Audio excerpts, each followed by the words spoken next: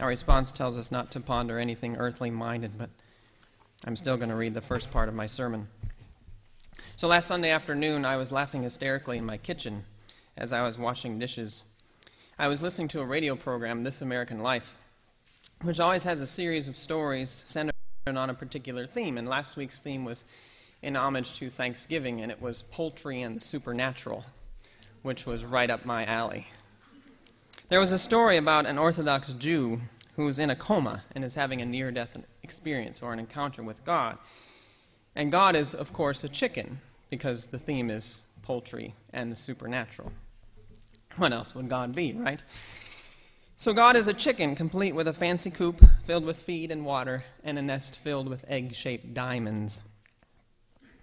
Now, clergy need wacky, irreverent stories on a Sunday afternoon.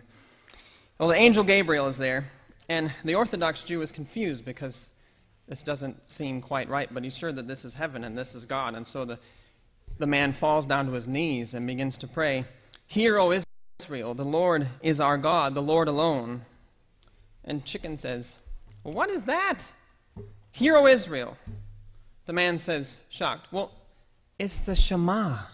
It's our most important prayer. We pray it twice a day." And chicken says, "I know, I hear it all the time. Hear, O Israel, hear, O Israel, hear, O Israel." Why is everybody talking about a sandwich all the time? And the man says, "No, it's not about a sandwich. It's a prayer revering you as the one true God." And chicken says, "No, it's about a sandwich. Gabriel, am I right? Is this about a sandwich?" And Gabriel says, "It's most definitely about a sandwich." Well, shortly after this exchange, the Orthodox Jew wakes up from his coma. He's in a hospital bed, and his daughter is right there, and she's eating a chicken sandwich. And his first words are, "Don't eat the chicken."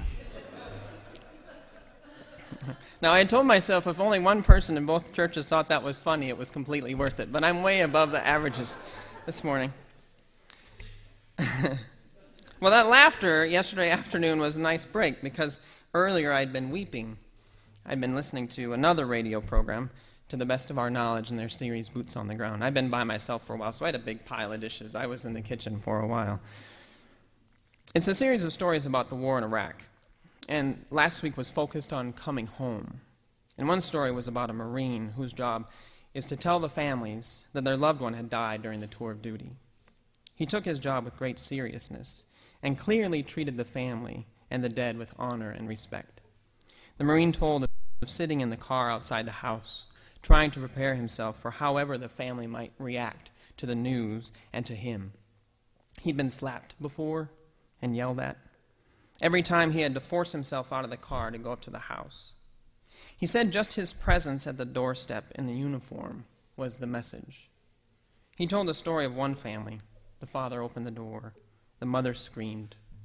The soldier's wife was living with her in-laws, and then she saw him standing at the door, and she started to cry and went upstairs to take a long bath. She and her husband were expecting a baby, and the next day she was going to the doctor to find out if it was a boy or a girl. And I just stood there with tears just rolling down my face. Another soldier told of coming home and living with post-traumatic stress disorder. For a long time, he said he just stayed in his apartment drinking. When he went out, he often had panic attacks. When he saw others going on about their lives, when there was a war going on, he was angry. He'd been struggling with PTSD now, not just for months, but years. Another soldier had told him, the hardest part of the whole thing is coming home. There were sobering statistics. The suicide rate among soldiers returning from Iraq is triple the national average. The divorce rate is 4 times the national average. It was a sad program. The night before, I'd started reading a book that was trying to respond to the dual challenges of climate change and peak oil. Now, in case you haven't heard the term, peak oil is a concern that in the relatively near future we won't be able to meet the demand of the world's appetite for oil. Well, that was depressing. Don't start reading that just before bed, okay? And shortly before, I'd found out a friend had lost his job and didn't know what he was going to do.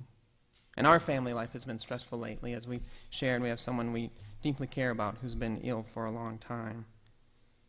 I think I stood there weeping in the kitchen because I felt a little bit of the weight of so many different problems at the same time. There are so many big problems right now, and they aren't just big problems out there.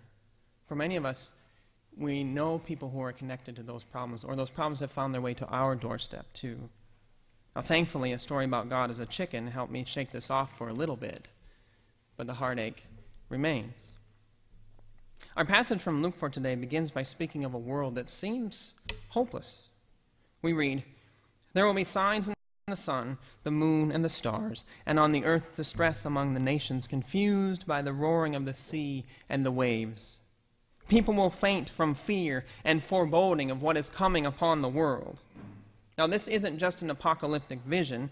It's also a reflection of reality for the first readers of Luke's gospel.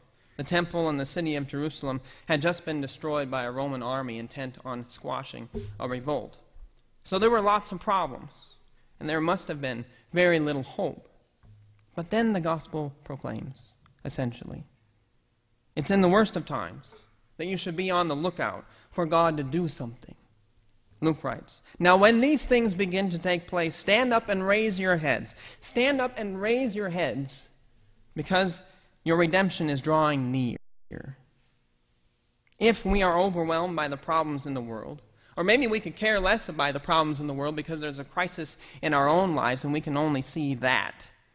If that's our situation, take notice. Be alert. A child will soon be born with power to save us. We must be alert because the salvation we're looking for, the solution we want, won't come in the package we're expecting. Salvation isn't coming in the form of military might. Salvation isn't coming in the form of a slick government program, and neither will it come in the form of a growing investment portfolio. Salvation will come in the form of a child, a poor child, born to poor parents, out in the sticks. This is the strangest thing to say, and yet we say it over and over. Salvation is coming as a child that nobody notices, a small flicker of love born into a cold, dark world. This is what salvation looks like. We want more than this, probably. A small gift of love in vulnerable packaging is not quite what we have in mind for saving the world or saving ourselves. But as we tell this story over and over again, as we let it sink into our bones, it gives us hope. Because this story says that when the world is falling to pieces, God finds a way to sneak in the back door. This is what God does, and this is what we need to look for and wait for as we're living our lives. In the season of Advent, we wait, and we wait with hope. We wait for God to break through in the strange and unexpected ways that God does. We tell the world that God is not absent, that God will appear soon. Just don't look for God in the powerful, shiny places. Look for God in places like the dilapidated farm in Bethlehem. We journey through the season of Advent because Advent isn't just a season of the church year, it's a part of our lives. We journey through Advent because we need to practice waiting with hope. We need to hear this over and over again. When your world is crumbling, perk up. Be alert. God is on the way. We don't know where God is going to show up. We don't know how, but we know God finds a way to appear in surprisingly powerful ways. We have waiting times in our lives. There are times when we are waiting for the pain to go away. The pain in our hearts, the pain in our bodies. Times when we feel trapped by sadness, trapped in a relationship, trapped doing things we don't want to be doing, and we are forced to wait. But if we know the rhythm of this season, if it can find its way deep within us, our waiting can be lit with a glimmer of hope. Some small part of us will trust that God will find a way to break through, that sometime soon salvation will be born for us too, and we'll start to listen for the child being born in our world, and we'll start to look for the child being born in our lives.